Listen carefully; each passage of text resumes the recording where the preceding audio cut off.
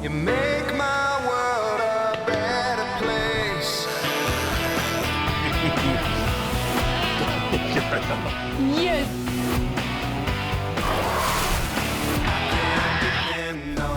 We'll get you walking again soon. That's good. I can depend on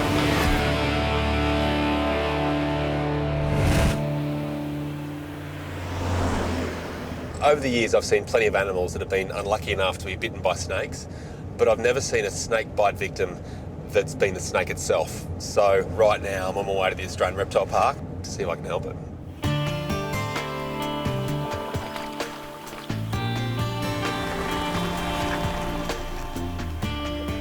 Reptile Park General Manager Tim Faulkner and his feisty patient are waiting for Chris in the venom room. You know this is my favourite room of all, don't you? Hello, mate.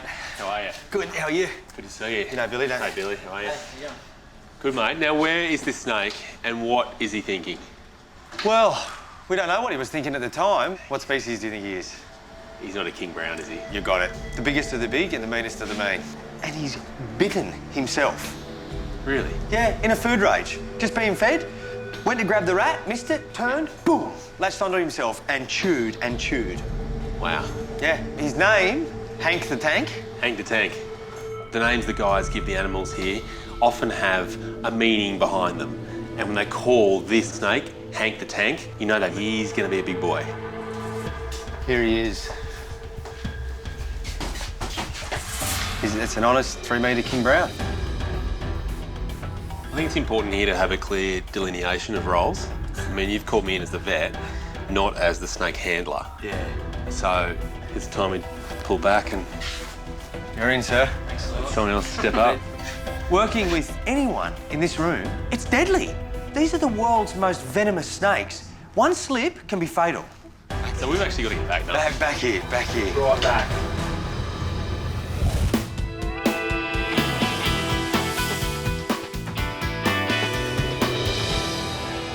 Everything's going to be all right after this. We're going to get you better. Good girl. Good girl, Mamie.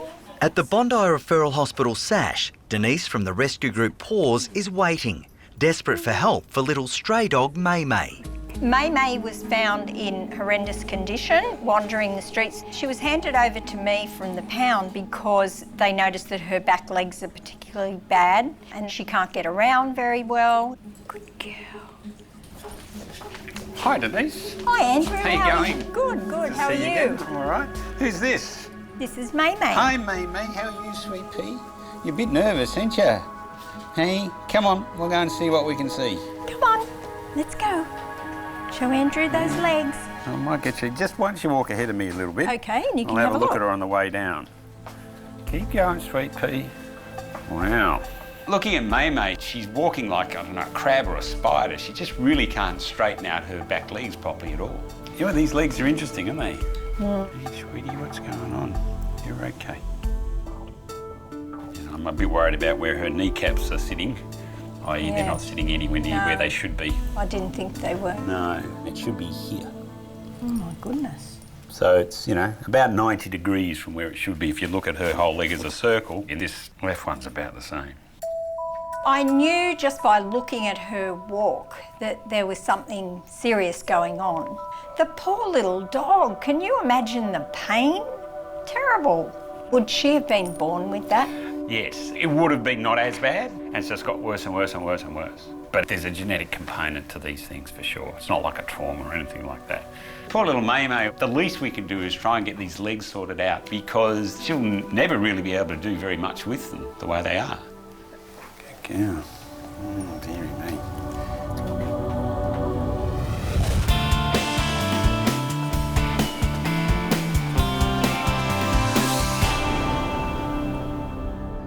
Back here, back here.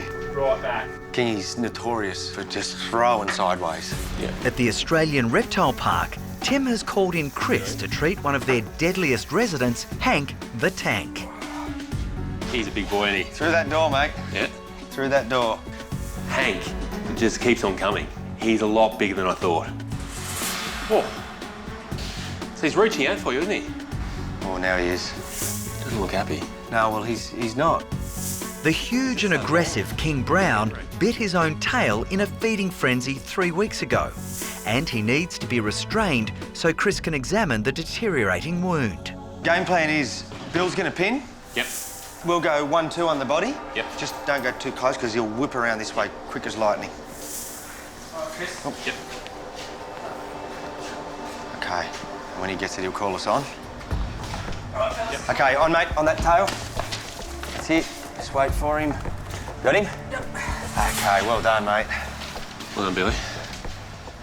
Holding on to the back of the head there, it's intense. Like, they're so strong. He's constantly fighting, and I've got to try and fight resistance there and just keep that firm grip.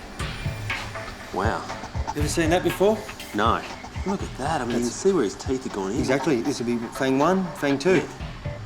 This is the first time I've actually seen it up close, and it's horrible. It's black and it looks like dirty, just rotten flesh. It's not nice. This is a few weeks old, so it didn't progress until after a week, and now we've got this. Is that as bad as it's going to get? Well, I'd be a bit worried that unless we can do something today, that tissue death is going to continue.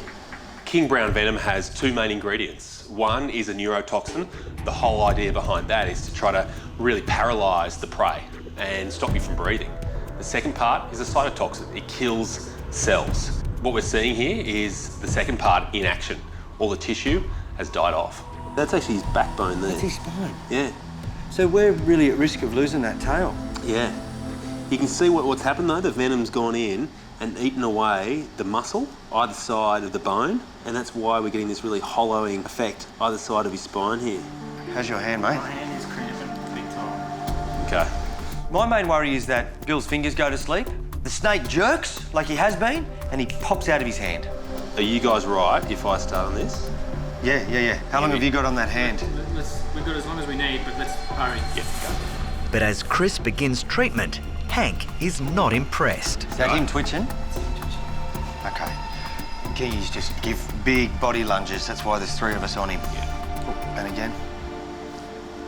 Oh, look at that piece of meat. Yeah. That's what it's eating away. Yeah. So it's eaten away everything apart from the bones. The whole idea of my treatment today is to prevent this from getting any worse. I'm using a swab that's soaked in an antiseptic to really rub off the dead tissue. If I can do that, then hopefully I'll expose the healthy tissue underneath. Okay, so that's cleaned up. Do you think he's still got enough blood flow now that the end of that tail might be all right? I think so. I mean, you look at the main blood supply down here is actually inside that spinal column there, so it's still intact, and this still feels You might have got it just normal. in time. You know, we've got good movement through the tip of the tail. Okay. So thankfully, I don't think it's eaten away too much there. All right, I'm just going to put some antiseptic on this. How are your hands? Just get this syringe here. You need to let go? Just hurry up. Hurry up, mate. He's got to let go. It's been a long time. You right? Well, Chris, just watch out there. We might have to let go. You good, Bill? Yeah.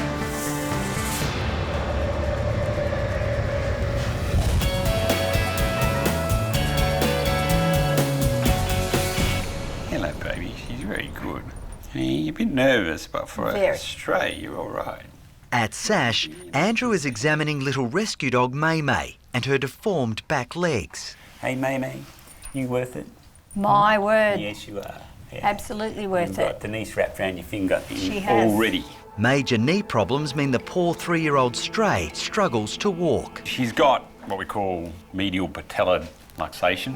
So basically her kneecaps are sitting all the way in here rather than in the groove they're meant to sit in. And there are 4 grades and she's number 4. Number 4, both sides. What we need to do to get her the best quality of life and the longest life is to get those kneecaps back in the right spot. And that sounds really simple, but it's actually going to be a really complex surgery. I think her life will be shortened without it. She'll end up, essentially crippled because she won't be able to walk around. And I think by fixing her legs, it'll also give her a bit more confidence. The next step for Andrew is to take x-rays so he can establish how complex May May's surgery will be. You've got to do a lot with any sort of kneecap surgery, but one like this, it's sort of on steroids how much we've got to do. All right, we'll come on through and we'll get her into a bed. Okay. May May's pretty young and we could leave them as they are, but it's really going to shorten her life. Very soon she's going to get really sore and arthritic and we'll get to a point where she can't use the legs at all. Bye-bye, May. Bye-bye. Everything will be okay. They'll look after you. Yeah. It's really important for May to have this surgery. That way we know that we can rehome her and she's fine. She won't be in pain. Everything will be good and she can have a good life. All right, sweetheart. I'm going to shut this door on you. Bye, May. Good girl. There you go. Well, Chris, just watch out there. We might have to let go. You good, Bill? At the Australian Reptile Park, Hank the Tank isn't appreciating Chris's bedside manner. Okay, you right? I'm happy. Well done, mate. Okay. The King Brown is being treated for a nasty self-inflicted bite. Hope now is we've got rid of that dead tissue and the healthy stuff should actually start to grow through. Okay. All right, let's get him away out of his hand. Yep. Before we do, while he's out, it's this week anyway, let's milk him. Yeah? Yep. Can you hold him for a sec, please? We've got 250 venomous snakes in this venom unit. We don't want to get them out more times than we have to. Hank the Tank is out and restrained. We're going to extract his venom while we've got the opportunity. Would you like to do the honours? Yeah, sure. Okay. Take that. Present it to his mouth there. Whoa, whoa, whoa, whoa, whoa, keen to go. whoa. Okay. Yep, watch your fingers, mate. Right in.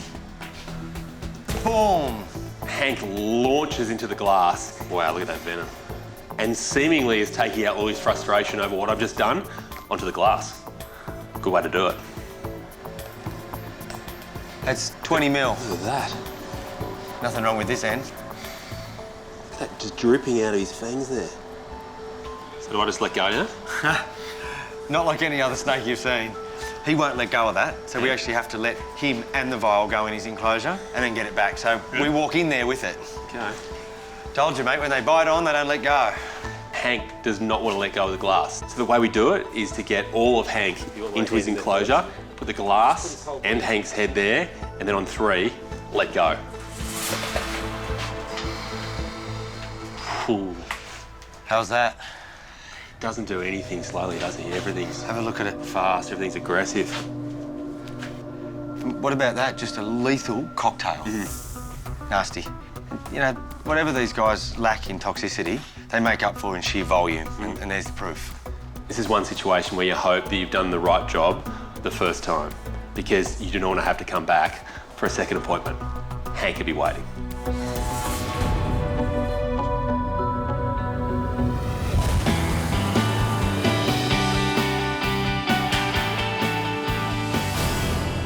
Right, where's May? Ah, here you go, little one. Hi. Hi. Come on. Oh, you want to jump out of there? I don't think that'll do you any good. At SASH, Andrew is about to take x-rays of May's hind legs to establish just how severely her kneecaps are deformed. Good girl. You all right? That's a very big catheter for a little dog. Come on. The 3-year-old rescue pup can barely walk and needs major surgery.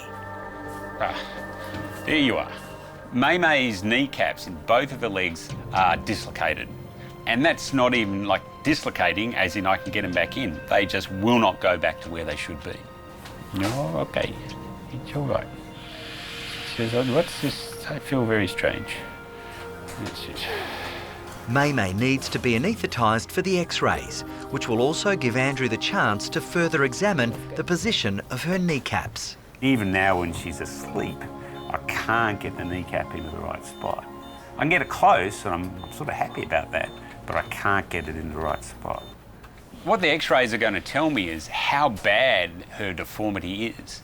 And then from that, I'll know what sort of surgery I've got to do, whether I've got to cut her thigh bone, whether I've got to cut her shin bone, or both. But I need that information before I can start. All right. We'll see how we go with that one.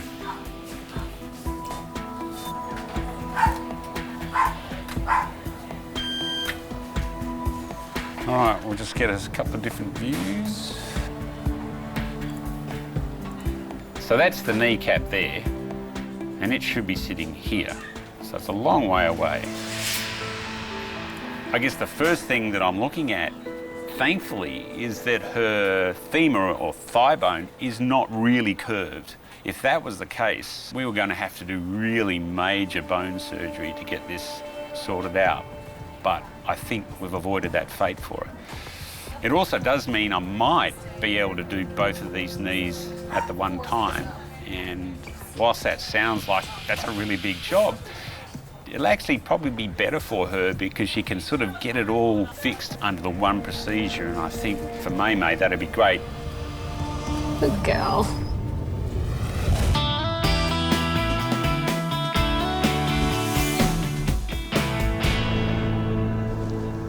As a vet, I've got to say, trimming an animal's toenails is normally one of the easiest procedures you can do. But from all reports, the animals I'm about to see are making it nearly impossible for anyone that dares to try. But hopefully today, I can change all of that. Chris is now in Woongarra on the New South Wales Central Coast to meet up with a couple who are desperate for his help. Hello, how are you going? Good, thanks. How are you? Very well, I'm Chris. I'm Ange. Hey, Ange. I'm Katrina. Hey, Katrina.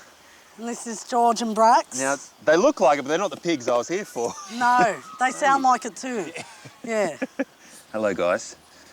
Now, where are my patients? In their bedroom. This is their bedroom. Chris's patients are mini pigs Opie and Mammy, who weigh in at a massive 300 kilos each. Wow. They're the biggest pigs I've ever seen in my Yeah, life. they're pretty big, yeah. They're our babies. Yeah. As my eyes adjust to the darkness in this bedroom, I can't really believe what I'm seeing. They are extraordinary. They started off quite small and then we were told, you know, sort of don't feed her as much, and then we stopped feeding her as much, and then we were told, well, you can't really not feed them because they're pigs and they're not supposed to be small, and this is the result. But it's not just the pigs' waistlines that have been growing. Hey, yep, hi. There he goes. See, his toenails are quite long. Yeah, they are. Yeah. Okay, and that's the first good chance I've had to look at those feet, and they're dramatic. Ange and Katrina are now seriously worried about the health impact the overgrown nails are having. With their toenails being so long, they don't seem to stay up as long as what they normally would. They get up to feed, and other than that, they just sleep because they just can't walk on their feet any longer. The hooves clearly need to be trimmed, but cutting these massive pigs' nails isn't as easy as it sounds. So, am I right in thinking people have attempted this before? Oh, yeah, absolutely, yeah. We've had a farrier come. Yep. We had our vets come to sedate them, and that didn't work. We've also attempted ourselves. Yeah, to no avail, so you're our last port of call, I guess. Help us. Yeah. You've got to remember that not every pig needs their nails trimmed. Normally, if they're active and they're on hard enough surfaces, they'll wear down their own nails just by walking. The challenge for these pigs, Mammy and Opie, is the fact that they're so big, they very rarely walk. Plus, the ground's soft, so they're never actually wearing the nails down. It's horrible for us to sort of see them not themselves. We're like, it's his quality of life. We sort of want him to have the best life, and, you know, his feet, they're terrible. And it's not like we're at our wits' end. We're just like, honestly, we love them so bad. No, like, I bet. I can see that. They're our babies. We've tried everyone else and everything else. We don't know what our next step is.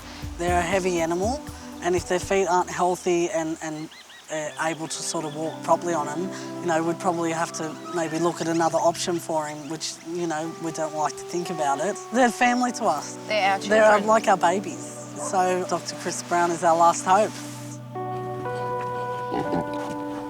So, I do have a plan. Why don't you go and grab the stone fruit? Yep. I'll get some drugs together, Okay, and we'll put this plan into action. let's do it. Okay.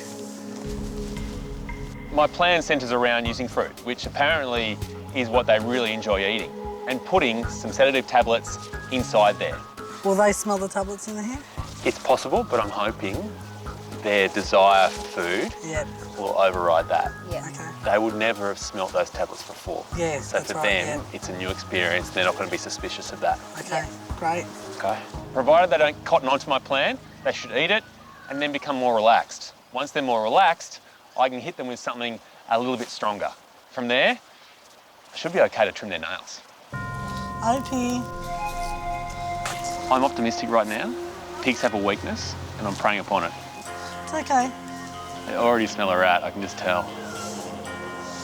Come on, buddy.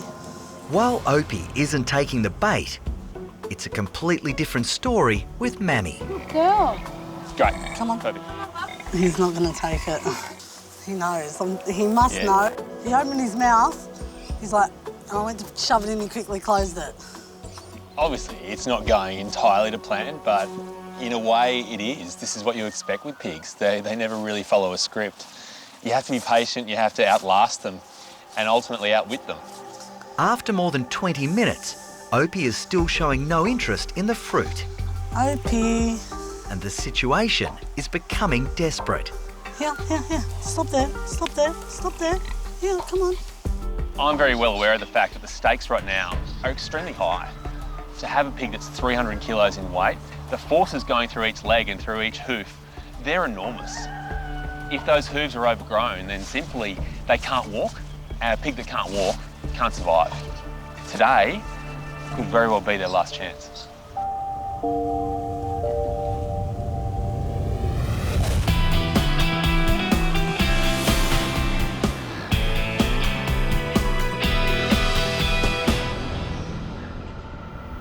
Good girl. At SASH, Dr. Andrew Marchevsky is about to begin surgery to fix little Maymay's badly deformed kneecaps. So we're going to do a surgery that's going to get those kneecaps running in the right spot.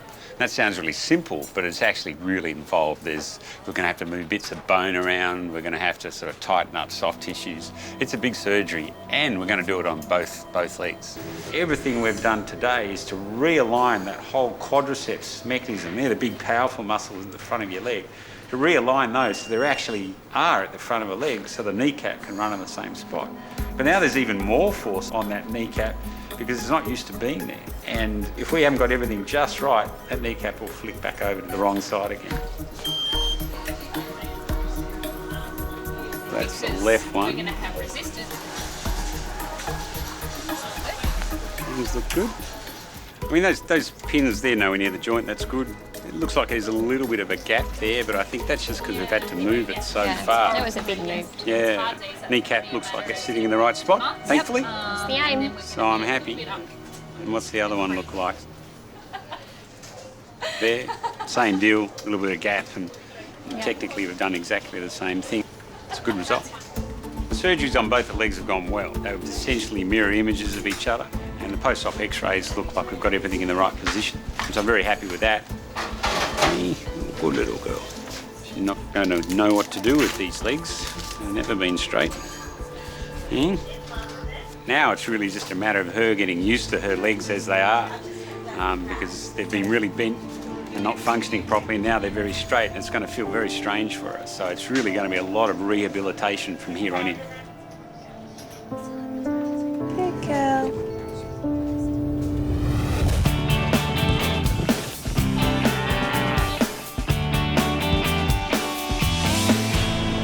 Come on, take it. Come on. So suspicious, isn't he? It's okay. Ope, stop there. In Woongarra, Chris is trying to help desperate owners Ange and Katrina feed their much-loved pig Opie a sedative-laced stone fruit. Won't even open his mouth. Their other pig Mammy has already taken the bait, and the race is now on to sedate Opie, so both pigs can get their overgrown hooves trimmed. I don't think he realises that we're trying to help him, that it's imperative that we get his feet done today. We just want him to be able to walk freely, happy and comfortable. Hello, Opie. Hello, Opie. Hello, baby. Hello. Hello. Oh, good boy. That's better. That's better. Good boy. He's taken it. Good boy. Good boy. Now that he's finally eaten the fruit, it won't take long for the sedatives to take effect. He's getting a bit slower on his feet. So really the tablets have done their bit. They haven't put them off to a sleep, but they got to the point where I feel like I'm a good chance if I walk up to them, being able to get this needle in.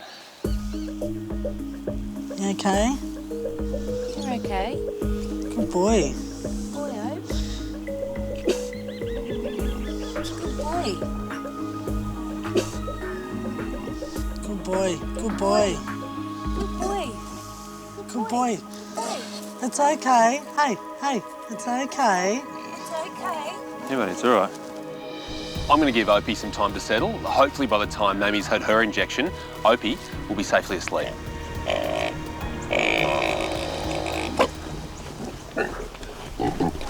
Unbelievable. He should well and truly be in La La Land by now. Determination. Yeah, sheer determination. At the moment, you can see Opie is just determined to keep on fighting this sedation. He doesn't really want to relax. He won't really let himself go to sleep. And that's what we're fighting against. That's where the patience really comes in. After another 20 minutes, finally, the obstinate Opie seems to succumb to the anaesthetic. Let's go up there and see how he's doing, whether he's asleep, whether he needs any more, and just assess it from there. Yeah. Okay. Now really comes the moment of truth. I'm pretty sure that Opie's had enough in order to have this procedure done, but as I know with pigs, you never can be too sure. Oh.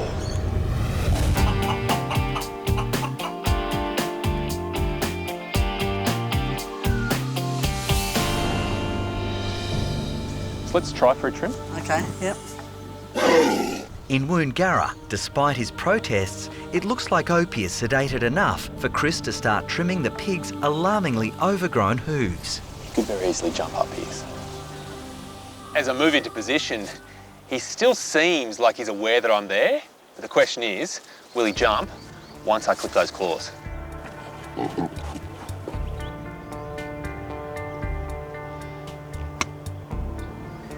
Okay, that's a good start. No reaction. Yeah. All right. The first one's done, and it's actually gone okay. He knows I'm there, but there's no reason not to continue. Okay. All right, another one done.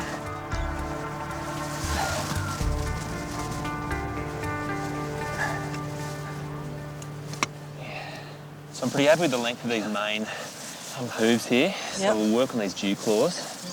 Just shorten those up. But we're going well. Okay.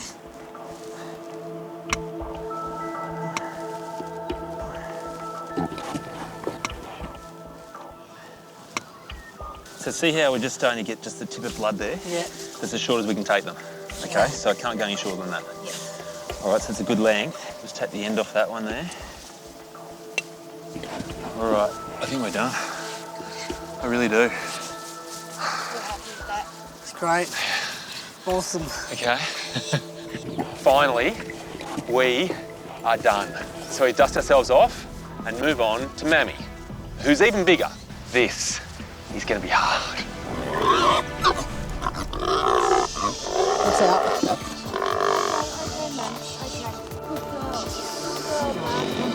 This doesn't hurt, girl. There's no nerves where we're cutting here. Come on, girl.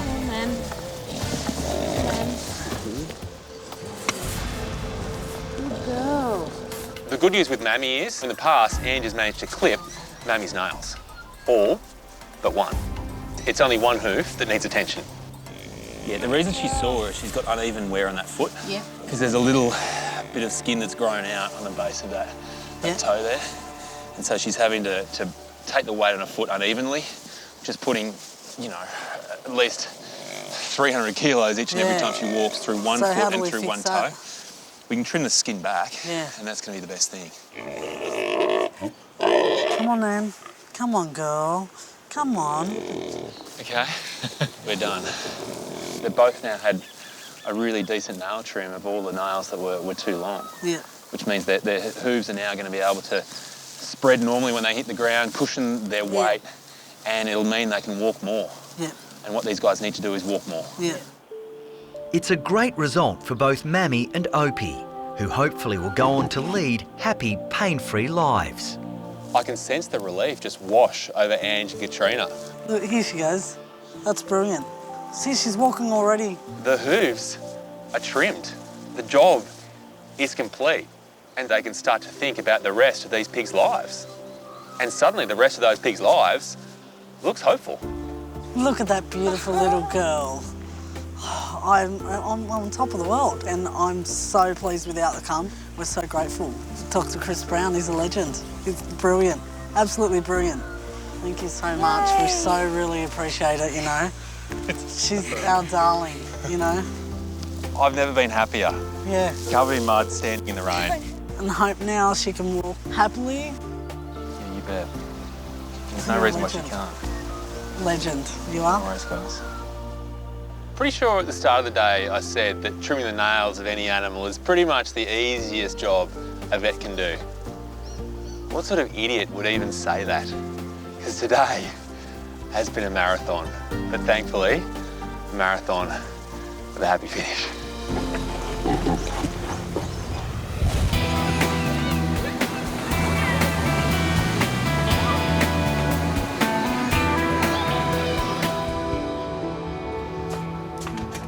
Mamie. Hello, babe. Time to go home. Would you like to do that? Hey?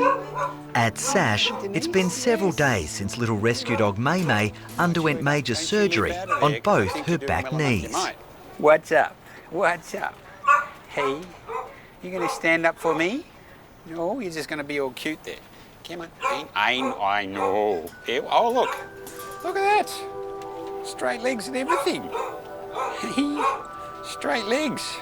May's surgery's gone really, really well, and I think more importantly, her post-op recovery's gone really nicely as well. She was obviously a bit sore because we've just had to stretch those muscles and get the kneecap in the right spot, but she's actually coped really well, and I think she's well ahead of where I thought she'd be. Get your little medications. Come on. After plenty of rest and rehabilitation in hospital, it's time for May to continue her recovery under the watchful eye of carer Denise. I'm so excited to see May. For the first time ever, May will be able to walk normally and she'll be pain-free. Hello. Hello, Andrew. How are you, Denise? I'm good. How are you? I'm well, thanks. Look at this one. My girl. May had a terrible start to life. She was picked up on the street, matted. Her legs were actually matted together. She was shaved off. We could not have rehomed her in the condition that she was in, and it's so nice to be able to help dogs like her. She's really good. Yes? Yeah. She's well ahead of where I thought she might be. She can stand up on those. She can walk a little way. And that's all I want her to do, is walk a little way. Yes. And I think with a bit of support, just until she's getting a bit more confidence. Can I see her walk, Andrew? How about we go outside, because I don't want her on this slippery stuff, Okay. all right?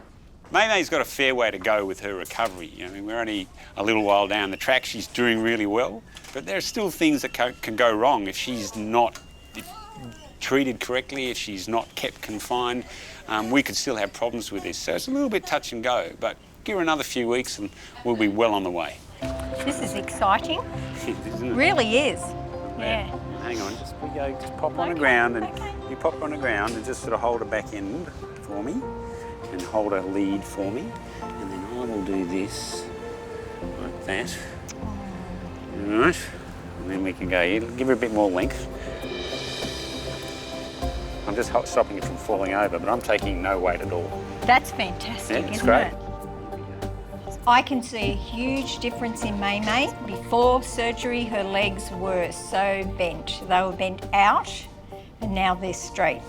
She looks like a totally different dog. You're very lucky, eh? She is You very got lucky. Denise. And we got the master. I'll see you later. All right, Denise. Bye-bye. Bye. Say bye. See you, May. Off we go. Gotta be a good girl though, no running around. Dr. Andrew said he'll be very cross. Hi, I'm Dr. Danny Dusek from Bondi Vet. If you love our show and want to see more, plus some amazing content about pets and how to care for them, hit the subscribe button. Click that little notification bell and we'll see you on our next video.